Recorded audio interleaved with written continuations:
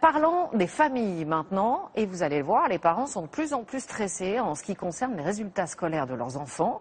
La crise est là, ils rêvent donc d'un avenir meilleur et d'un bon métier pour leur progéniture.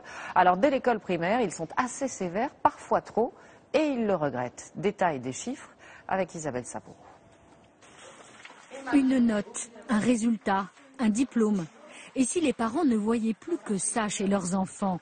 La réussite scolaire prend une telle place aujourd'hui qu'ils sont 88% à reconnaître que c'est l'essentiel des discussions en famille. Plus encore, pour 84% d'entre eux, l'image qu'ils ont de leur propre enfant dépend de ces notes à l'école. Un enjeu tel que 58% des parents trouvent qu'ils sont plus sévères qu'ils ne le voudraient. Alors forcément, quand l'échec est vécu comme un drame, les parents se sentent parfois dépassés. Et pour 54% d'entre eux, ce rôle de parent est plus difficile qu'avant. 61% s'estiment mal préparés. Même constat du côté de leurs enfants, 79% des jeunes pensent que leurs parents ont besoin d'aide pour devenir de bons parents d'élèves. Alors justement, pour ces parents un peu trop stressés, il y a peut-être d'autres méthodes. On a choisi aujourd'hui de vous parler de la discipline positive. Elle est basée sur la valorisation de l'enfant. Et bien sûr, cela ne s'improvise pas. Il existe dorénavant des ateliers pratiques et théoriques pour se former, tout simplement parce qu'il faut savoir allier la fermeté à la bienveillance et tout cela au quotidien. C'est le dossier du Trésor. Il est signé Catherine Rougerie et Pierre Beretta. C'est bien, Trésor? Tu montes tes cahiers? Dans cette famille, il y a Pierre, 9 ans, Tu veux qu'on commence par quoi? et Madeleine, 10 ans. Deux pièces séparées pour le bruit, mais pour la séance cahier, une même démarche. D'abord, on encourage. Depuis les vacances de février, tu n'avais jamais eu un 18 en dictée. Puis on analyse les obstacles. Comme ça, on apprend mieux. Qu'est-ce qu'elle a écrit, la maîtresse, là? À faire. À faire. Tu l'avais pas fini, c'est ça? Oui. Qu'est-ce qui s'est passé? Comment tu feras la semaine prochaine sur un exercice comme ça? Je ferai plus vite. T'as pas démarré à l'heure? Oui. C'est ça? Aïe, aïe, aïe. Mais c'est bien, tout ce que tu as eu le temps de faire, c'est super bien. Ça fait combien là? On appelle cela la discipline positive. Ses parents ne sont pas des modèles. Cette méthode, ils l'ont apprise. L'objectif, c'est d'abord de valoriser l'enfant, qu'il comprenne que le succès vient de lui, qu'il a tous les moyens de réussir, qu'il a progressé. Donc il faut toujours déterminer un élément de progrès et lui faire formuler lui-même la façon de réussir encore mieux la semaine prochaine. Depuis qu'il l'utilise, petits et grands perçoivent la différence. Depuis le début qu'on fait ça, il y a plus de bonne humeur dans la famille. On avait envie d'avoir quelques clés assez simples finalement sur comment faire pour échanger, mieux se comprendre. Ça veut dire qu'on peut apprendre à être parent? Oui, carrément. Car pour se former, il existe des ateliers comme celui-ci. Au programme un peu de théorie et beaucoup de pratique. On va se mettre en cercle et chacune va prendre une pièce. À chaque fois que vous entendrez le mot droite, vous passerez la pièce à droite et à chaque fois que vous entendrez le mot gauche, vous passerez la pièce à gauche. Un petit exercice ludique, facile en apparence. Un jour, la famille droite décida de partir en vacances. Monsieur droite décida que tante Jeanne droite, qui se tenait à sa gauche... Mais révélateur pour ses parents parfois dépassés. J'ai 2-3 questions pour vous. Pourquoi la tante Jeanne n'a pas pu partir en vacances? Alors là, on n'a pas écouté vraiment l'histoire, on a écouté la chef droite et gauche. Alors, qu'est-ce que vous avez remarqué?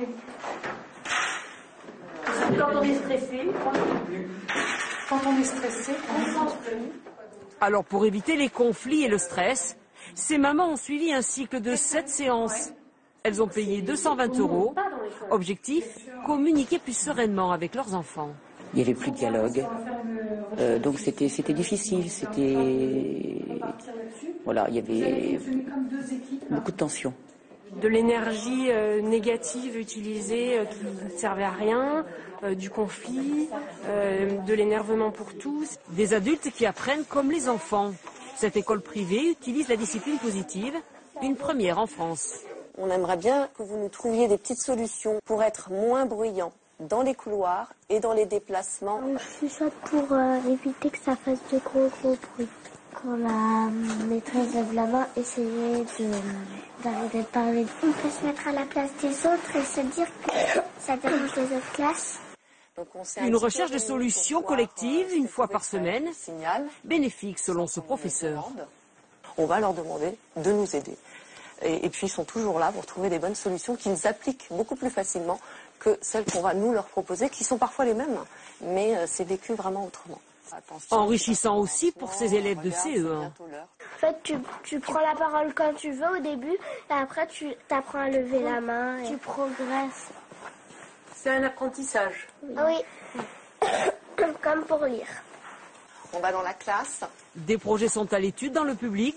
La discipline positive pourrait franchir la porte d'autres écoles dès la rentrée prochaine. Alors, cette discipline positive est-elle la solution pour encourager les enfants et éviter les conflits? On va poser la question à notre invité Stéphane Clerget. Bonjour et merci d'être avec nous. Vous êtes pédopsychiatre et bien sûr, vous avez travaillé sur cette méthode. En voyant ses parents, d'ailleurs, et ses élèves dans la classe dans ce reportage, on est plutôt séduit. Vous en pensez quoi de cette discipline positive? Plutôt du bien, c'est-à-dire que l'idée, c'est que l'obéissance, c'est une compétence qui s'acquiert. On ne naît pas en sachant obéir. Et donc, on va aider l'enfant à apprendre les frustrations, à apprendre aussi les contraintes, à apprendre à obéir. Et c'est vrai qu'on voit que c'est finalement davantage avec le bon exemple, davantage avec l'encouragement qu'avec les reproches, les punitions ou les fessées qu'on obtient des bons résultats. Est-ce qu'objectivement, ça désamorce les conflits au sein d'une famille, par exemple?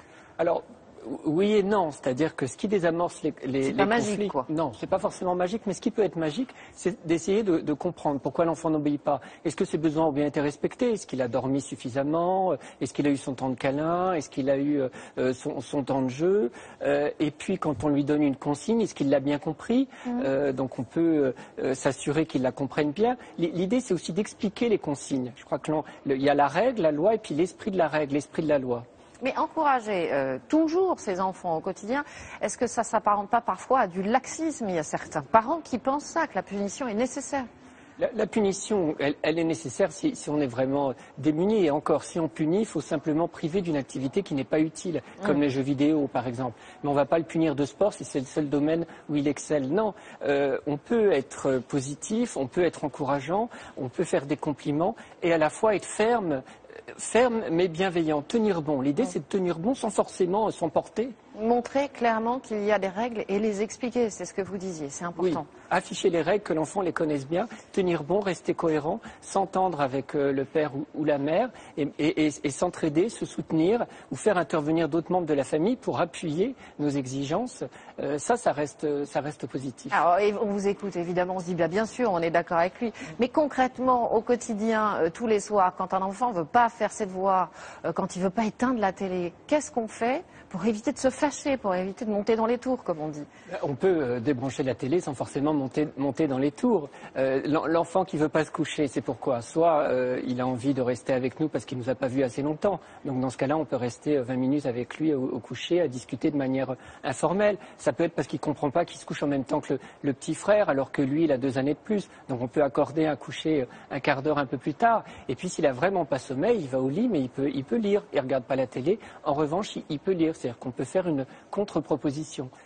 Merci à vous Stéphane Clerget pour tous ces conseils qui nous sont très utiles. Et on va conseiller un de vos livres, mais qui va parfaitement avec le sujet qu'on vient d'aborder. Ça s'appelle « Réussir à l'école, une question d'amour » et c'est publié chez Larousse. Merci infiniment.